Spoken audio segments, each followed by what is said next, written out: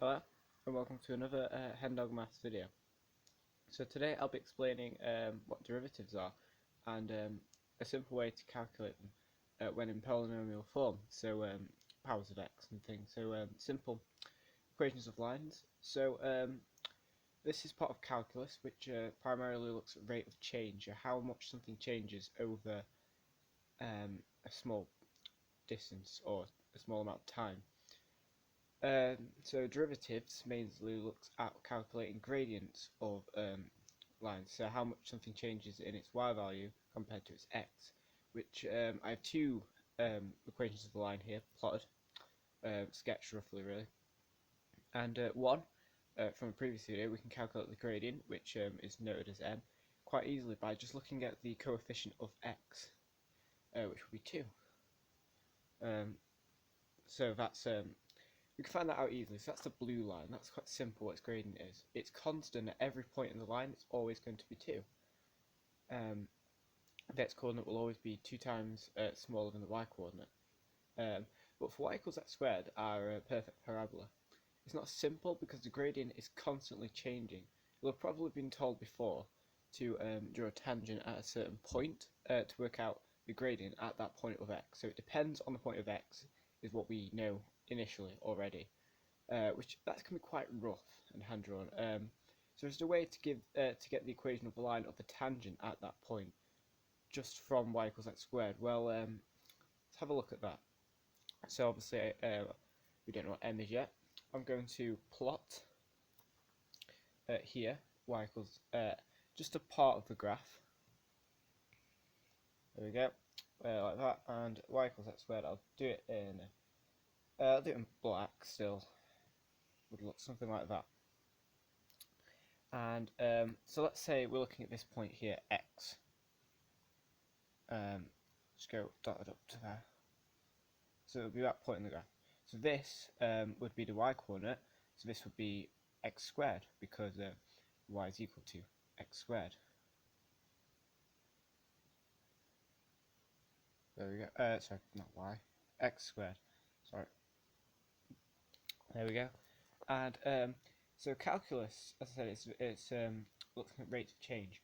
So we can't just look at one point to find out the rate of change, because change doesn't happen without any change in length. So we need a change in x to be able to work out gradient. And as we said, we could pick 2 points and get a rough mean gradient, but that's an average of every single gradient between that point and the second point we did, which is very rough because technically there's an infinite amount of gradients there. So if we want the precise gradient, we're going to want the smallest possible distance. As the smaller the distance, the more accurate it is. That's not 0, but it's the closest we can get to 0, ideally. And I'm going to call this dx. So here, imagine this is like super small. Well, this would actually be x plus dx. This bit here, this little length here is dx. So the whole thing from 0 is x plus dx. So that's here. So this would be our input, which was x squared. That's what the y coordinate is. It's whatever we put in squared. So this would be x plus dx squared. So I'll just show what I'm writing here. And that's what that is. And so we can see we've got a triangle going on here. I'll just draw it there. And to work out gradient, it's the change in y over the change in x. The change in x is dx, so we know we're going to be dividing by dx to get our gradient.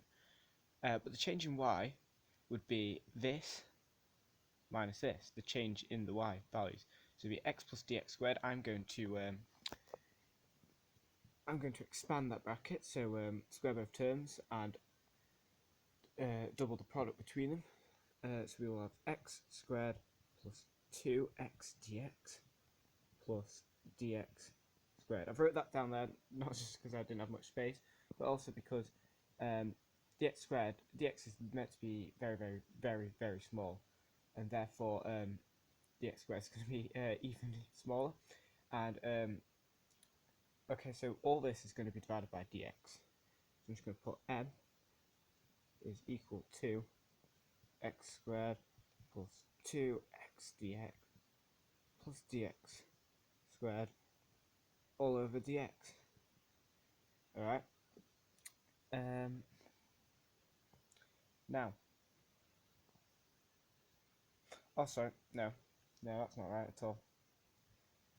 We need to work out the difference. We need to take away x squared first. Because we want the difference. We want between that and x squared. So we're actually just left with 2x dx plus dx squared all over dx as our gradient, as m. Right? And this, well, instantly, what I can do is I can cancel the dx from both of these. And what we get is we get 2x plus dx. Now, dx I'm going to just get rid of, ignore, because the idea is it's meant to be super small, as close to 0 as possible as we can get. So really it shouldn't contribute any value, and it just makes things a lot weirder and complicated. So that would be our gradient for y equals x squared. It would be 2x. So depending on what x coordinate we're looking at, the y coordinate would be, the gradient would be double that. So that's it. That's how you do it. Now, I've just given you one example there, but if you want a general rule, which we call the power rule, for just simple polynomials like this for calculating the gradient, what you do, you have it in the form, get my black pen back, you have it in the form a x to the power of n. So a would be any coefficient and x, and it'd be raised to any power of n. Now, if we want the derivative, I'm going to call that one term, you'd usually write d of that, so of dx. So very small change in divided by very small change in x. That's what we knew before. And how you do this is you would take 1 from the power, so let's write it all again, and then you multiply it by the original power, which was m. And that's what we've done here. Ax squared with 1x to the power of 2. So take 1 to get the power of 1, which is just nothing, which is just not doing anything at all. A is still 1, n is 2, so it'd be 2 times 1 times x to the power of 1, which is 2x. So that is that's a nice introduction into derivatives.